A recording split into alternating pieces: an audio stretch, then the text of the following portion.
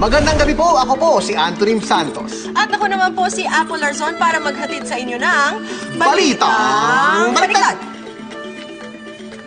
Madaming kababayan natin ang natutuwa dahil sa maayos na pakikitungo sa kanila ng mga taxi drivers. Matatanda ang may isang babae ang napabalita na sinisingil siya ng sakto ng driver ng nasakyan niyang taxi at sinabihan pa siya ng magagandang salita pagkatapos niya magbayad ng sobra. Ay, ano kaya magagandang salita yan? Ano? Ito, abangan mong news ko. Isa! Isang sex video ngayon ang kumakalat sa internet. Makikitang huling-huli sa kamera ang dalawang artista na si Jenny Valdez at Lorenzo Martinez na walang ginagawa. Grabe naman, walang ginagawa. Sobra yan. Gayunpaman, ilang supporters nila ang humihingi ng suporta para ikalat ang sex video para sa kanilang sariling kapakanan. Dumako naman po tayo ngayon kay Andy Totoo, live ngayon sa Supreme Court para ipabalita ang kaganapan ng kaso ng pagpaslang ng isang misis sa May Cavite. Andy? Yes, you're right, Apple. Andito nga tayo ngayon sa labas ng Supreme Court at hinihintay natin si Mr. Alfredo para kapanayin po natin siya sa kanyang kasong pagpatay sa kanyang misis. At mukhang andito na siya. Mr. Alfredo, ano hong masasabi ninyo at napatunayan po ng hukuman na kayo po ay guilty sa pagpatay sa inyong misis? Not guilty po. Masayang-masaya ako at wala akong kasalanan. Masaya po ako dahil not guilty po yung lumabas. Masayang-masaya po kayo kahit napatunayan po na kayo po ang pumatay sa inyong misis? Ay, hindi po. Not guilty po yung lumabas. Wala akong pinatay.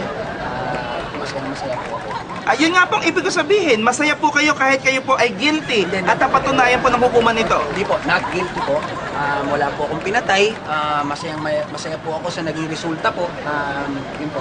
Yan po, narinig ho natin siya na siya po ay masaya at inaamin niya po na siya po ay guilty Hindi po talaga guilty. sa pagpatay sa kanyang Hindi, misis. not guilty po. Wala po akong pinatay. Yun po yung naging desisyon nila, not guilty po. Wala po akong pinatay, wala akong kasalanan. Ayan po, inulit-ulit po niya na siya po talaga ay guilty Hindi nga ako sa guilty. pagpatay sa kanyang misis po. Hindi nga eh. Wala nga akong kasalanan. Pakikuha na nga ito please, pakihawak na nga po yan si Mr. Alfredo. So mga kaibigan, narinig po natin ang pahayag ni Mr. Alfredo na siya po ay guilty sa pagpatay sa kanyang misis. Gusto mo ipapatayin ko? Narinig niyo po, talagang dadagdagan pa niya ang kaso niya, gusto niya po akong patayin at talagang alam natin na talagang guilty po. Ano Guilty sabi mo? po. Ano sabi mo? Ha? Hindi nga ako guilty. Microphone ko to, Mike. Pakitanggal nga yan. Gusto mo isubo ko sa mukha mo yung... Ha? Ayan pa. Ayan pa. Pakitanggal na yan. Tanggal. Ayan na pa mga kaibigan, narinig ko na. Galit na galit po siya. Ano? Hindi nga ako Galit na guilty. galit po. Ang kaso. Apple! Back to you, Apple!